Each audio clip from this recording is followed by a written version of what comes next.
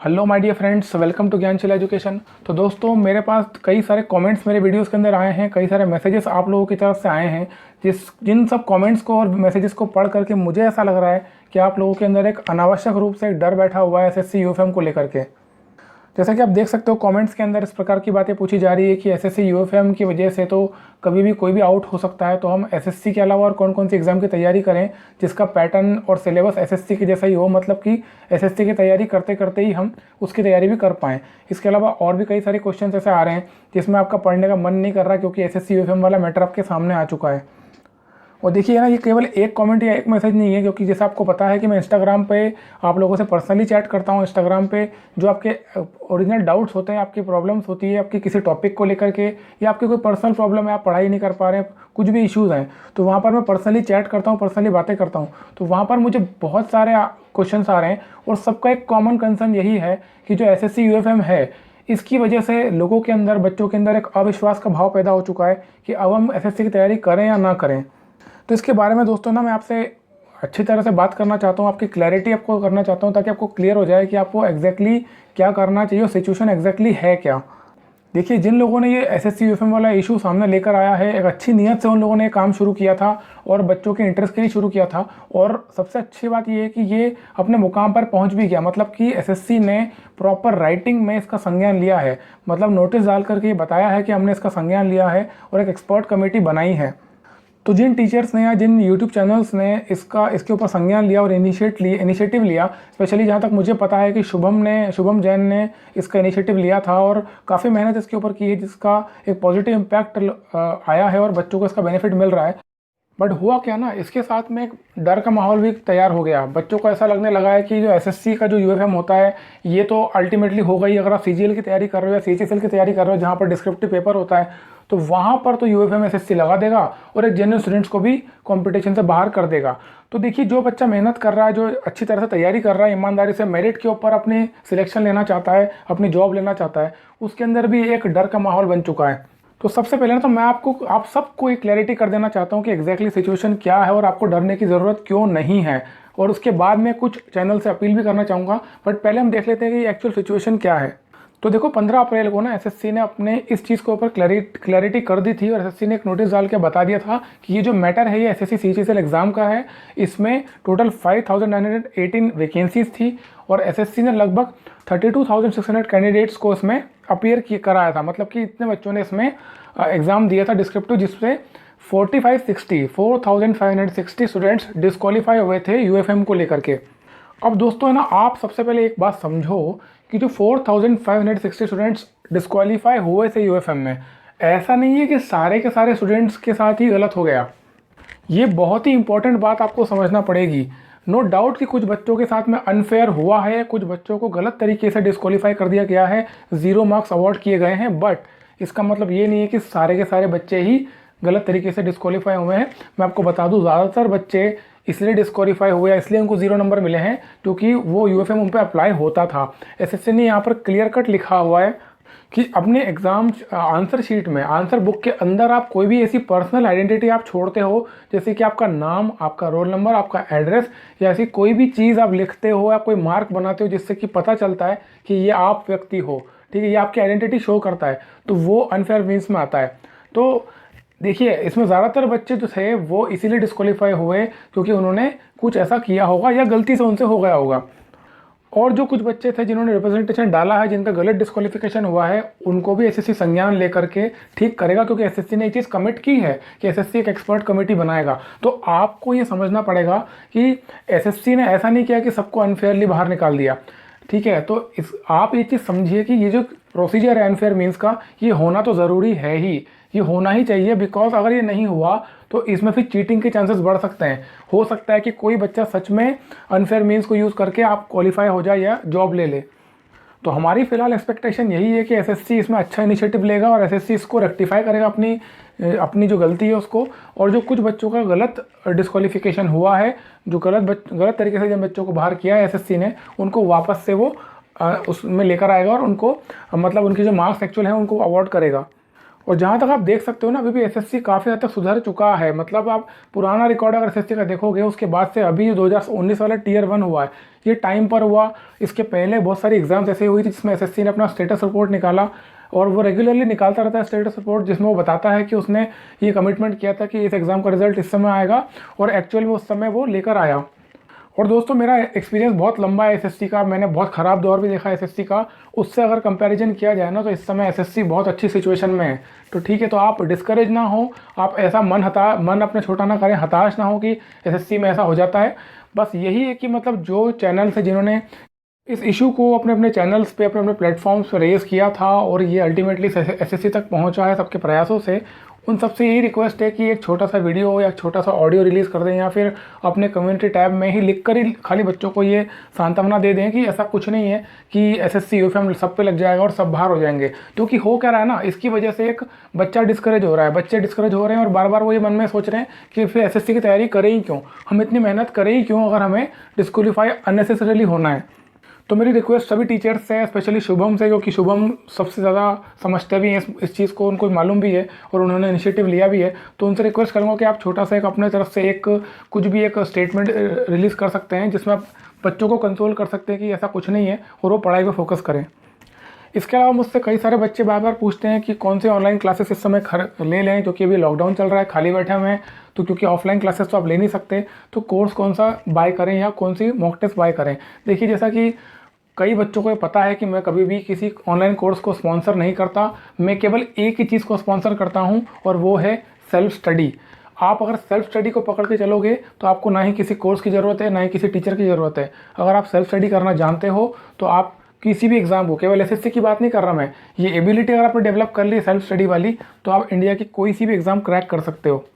और जहाँ तक ये लॉकडाउन का समय है, तो देखिए, मैं आपको कई बार कह चुका हूँ कि ये जो समय अभी चल रहा है, ये हाईली अनसर्टन है। यहाँ पर अभी कुछ नहीं पता है कि सिचुएशन कब तक चलने वाली है। और जैसा कि हम देख पा रहे हैं, पूरी कंट्री में कई सारे हॉटस्पॉट्स ऐसे हैं जो रेड जोन में, जहाँ पर दूर दूर तक सिचुएशन नॉर्मल होती हुई नहीं दिख रही है। तो ऐसे समय में मेरे आपसे दो रिक्वेस्ट है। पहली रिक्वेस्ट तो ये कि पैसा आपके लिए बहुमूल्य है, आपके अगर पेरेंट्स का पैसा है तो बहुमूल्य है। कोई भी कोर्स खरीद के उसको बर्बाद ना करें, क्योंकि इस समय बर्बाद ही होगा, बिकॉज एग्ज़ाम पे कोई ठिकाना नहीं है। दूसरा, आपसे ये रिक्वेस्ट है कि इस समय अपने स्किल्स को इम्प्रूव करने की कोशिश करें। आप ये एबिलिटी डेवलप करने की कोशिश करें कि किसी भी चीज़ को आप खुद से पढ़कर समझें। ये एबिलिटी होती है सेल्फ स्टडी करने की। देखिए, आप अगर कोर्स कर भी लें, आप सिलेबस कंप्लीट कर रहे हैं, तो वो 10% आपका काम हो रहा है।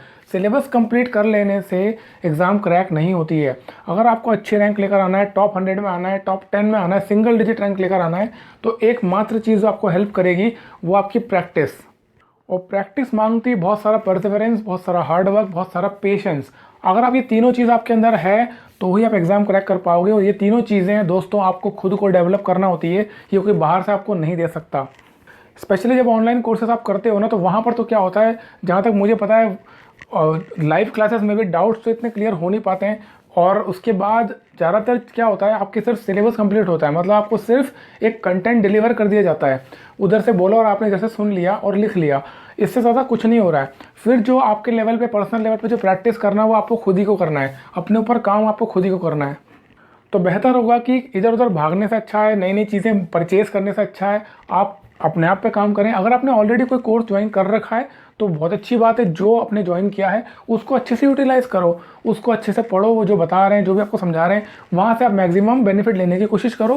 और उसके बाद सेल्फ स्टडी के ऊपर फोकस करो, जितना ज़्यादा पर्सनल लेवल पर प्रैक्टिस कर सकते हो प्रैक्टिस करो चीज़ों की।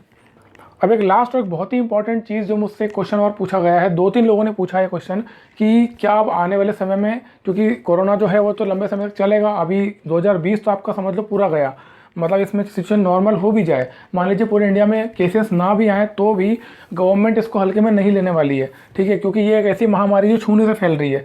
तो गवर्नमेंट अगर लॉकडाउन हटाती भी है, आपको बाहर निकलने के लिए अलाउ करती भी है, तो गवर्नमेंट के सेट ऑफ इंस्ट्रक्शंस होंगे, गवर्नमेंट की बहुत सारी गाइडलाइंस होंगी जिनको आपको फॉलो करना पड़ेगा, जिसमें सोशल डिस्टेंसिंग मेजर्स होंगे, ठीक है। तो आप 1-2 मीटर की दूरी से आपको चलना होगा, ऐसे कई सारे काम होंगे जिसमें आप भीड़ इकट्ठी नहीं कर सकते। तो ऐसी सिचुएशन में जो एग्ज़ाम होगी वो कब होगी, और होगी तो सबसे बड़ा क्वेश्चन अभी ये आ रहा है कि ये ऑनलाइन होगी या ऑफलाइन होगी, क्योंकि कई न्यूज़ में कई जगह ये बताया गया है कि गवर्नमेंट ये विचार कर रही है कि ऑफलाइन हो सकती है। हालांकि मैं इसको जस्टिफाई नहीं करता बिकॉज मुझे नहीं पता कि ये न्यूज़ ऑथेंटिक है या नहीं है, बट मैं आपको बता दूं अगर एग्ज़ाम ऑफलाइन होती भी है, ऑनलाइन से हटा करके ऑफलाइन ले जाते भी हैं, तो वो कोई ईजी टास्क नहीं है दोस्तों, वो इतना आसान नहीं होगा बिकॉज ऑफलाइन एग्ज़ाम लेना भी एक सिस्टम होता है। अभी लगभग 2016 से स्टार्ट हुई है, 4 साल हो चुके हैं ऑनलाइन होते होते। ऑफलाइन एग्ज़ाम लेने में पूरा जो काम करना होता है, सिस्टम तैयार होता है, वो सिस्टम एसएससी ने ख़त्म कर दिया है। और वापस से उस सिस्टम को जनरेट करना is not an easy task. Offline से ऑनलाइन एग्ज़ाम हुई इसलिए थी क्योंकि चीटिंग होती थी, क्योंकि पेपर लीक हो जाते थे।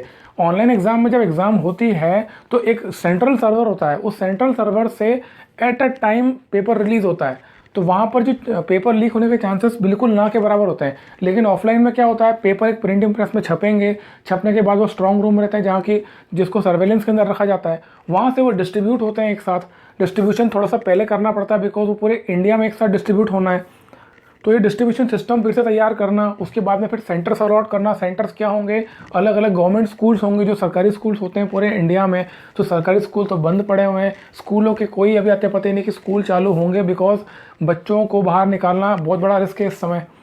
जिस हालत में बिज़नेस बंद हैं, इंपॉर्टेंट चीज़ें जो हैं वो बंद हैं, मतलब खाने पीने तक की कई सारी चीज़ें जो है बंद पड़ी हुई है। तो यहाँ पर मुझे नहीं लगता कि इतनी जल्दी गवर्नमेंट कुछ खोलने के मूड में है।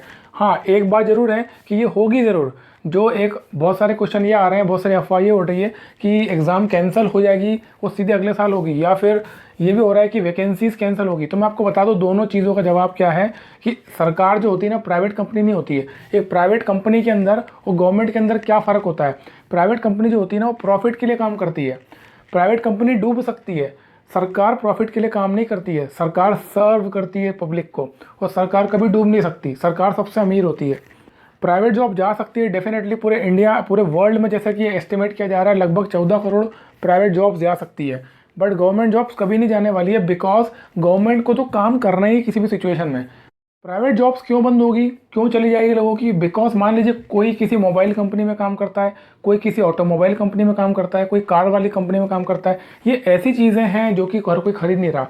मान लीजिए कोई फुटवेयर्स बनाती है, कोई कंपनी जूते चप्पल बनाती है, तो देखिए यहाँ पर काम करने वाले लोग इसलिए नहीं टिक सकते क्योंकि ये चीज़ें बिक नहीं रही है। अगर ये चीज़ बिकेगी नहीं तो कंपनी के ऊपर लोड आएगा। तो ये तो पॉसिबिलिटी है कि प्राइवेट जॉब में तो इसका इफेक्ट पड़ेगा, बट गवर्नमेंट जॉब में क्यों नहीं पड़ेगा, क्योंकि गवर्नमेंट ऐसा कोई काम नहीं कर रही जो पब्लिक से रिलेटेड ना हो। वो सारे के सारे काम जो सरकार करती है वो कहीं ना कहीं किसी न किसी तरीके से पब्लिक से रिलेटेड होते हैं, और वो सरकार जो है वो पब्लिक को सर्व कर रही होती है। ठीक है, तो इसीलिए तो हम कहते हैं सिविल सर्वेंट। जैसे कि हम जब सिलेक्शन ले लेते हैं, जैसे कि सिलेक्शन लेने के बाद हम पे सिविल सर्विस रूल्स लागू होते हैं, तो हम सिविल सर्वेंट कहलाते हैं, और प्राइवेट जॉब में आप एक एम्प्लॉई कहलाते हो। तो ये फ़र्क होता है सर्वेंट में और एम्प्लॉई में। जो सर्वेंट होता है वो सर्व करता है, 24/7 की जॉब होती है। ठीक है, तो आप ये चीज़ क्लियर कर लो, इसको कंपेयर मत करो प्राइवेट जॉब से। सरकारी जो वैकेंसियाँ हैं अभी तो हैं ही, इसके बाद आना ही आना है, मतलब जो एग्ज़ाम हो वो तो होगी ही, वैकेंसी जो है वो तो रहने वाली है। इनफैक्ट आने वाले समय में और बढ़ेंगी बिकॉज देश आगे बढ़ रहा है, आबादी बढ़ रही है, सरकार को स्टाफ की ज़रूरत होती है, तो कहीं ना कहीं ये वैकेंसी बढ़ने वाली है, कम कभी नहीं होगी। बस एक चीज़ जो आप देख पाओगे कि जो चीज़ डेफिनेटली होगी वो ये है कि एग्ज़ाम डिले होगी, क्योंकि एग्ज़ाम कंडक्ट कराने के लिए भीड़ इकट्ठा करना पड़ेगी। वो भीड़ इकट्ठा करने के मूड में गवर्नमेंट बिल्कुल नहीं है, और वो होना भी नहीं चाहिए। तो मेरी आपसे रिक्वेस्ट यही है कि किसी भी अफवाह में, किसी भी तरह की भ्रांतियों में आप विश्वास ना करें, आप अपने आप के ऊपर काम करें। You know the best work you can do is work on you. सबसे अच्छा काम होता है दुनिया का ये, अपने आप पे काम करो। ठीक है, इस अच्छे समय को यूज़ करो, जो भी समय चल रहा है इसको यूटिलाइज़ करो, अननेसेसरी कहीं पैसा वेस्ट मत करो, और अपनी स्किल्स को डेवलप करो। इसके अलावा अगर आपने चैनल को सब्सक्राइब नहीं किया तो प्लीज़ सब्सक्राइब जरूर कर लो, ताकि जब भी कोई मैं इंपॉर्टेंट अपडेट का वीडियो डालूंगा तो तुरंत आपको एक नोटिफिकेशन आएगा। ये वीडियो अच्छा लगा हो तो प्लीज़ लाइक ज़रूर कर देना। इसके अलावा अगर आप चाहते हो कि मैं किसी पर्टिकुलर टॉपिक के ऊपर वीडियो बनाऊँ तो कमेंट बॉक्स में ज़रूर लिख देना, कोशिश करूँगा वीडियो को जल्दी से जल्दी बनाने का। वीडियो को यहाँ तक पूरा देखने के लिए मेरे प्यारे दोस्तों, थैंक यू सो मच।